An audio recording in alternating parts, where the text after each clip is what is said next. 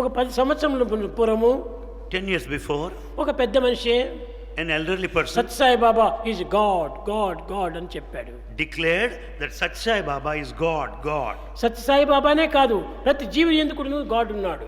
In fact, God is present in every individual. కానీ ఆ విధంగా చాటుతూ వచ్చారు. He went on declaring like that.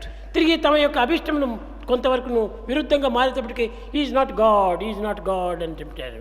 The moment when his desires are not fulfilled, he said he is not God. Yes no రెండు చెప్పింది ఒకే నోరే. The same man declared yes and no. ఆనాడు yes అన్నాడు, He said yes then. ఈనాడు no అన్నాడు. Today he says no. అది నిజమా ఇది నిజమా? Is that true or is this true? ఏదో ఒకటి ఇందులో అబద్ధం ఒకటి ఉంది కదా. One must be false out of these two. కానీ ఏది అబద్ధము? What are lies? ఆనాడు చెప్పిందైనా అబద్ధమే, ఈనాడు చెప్పిందైనా అబద్ధమే. That which has been said then must have been blatant lie, or that what has been said ఇలాంటి now. రెండు పదములు చేరినటువంటి వారికి ఏ విధంగా భావించాలి?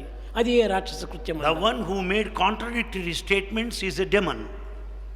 ఎస్ అను వారికి ఎస్ అనురా, God says yes to those that say no అను yes. వారికి no అనురా.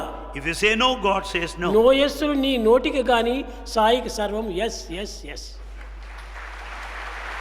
Yes, no belong to you, your declaration, your feeling, but to Sai God, everything is yes.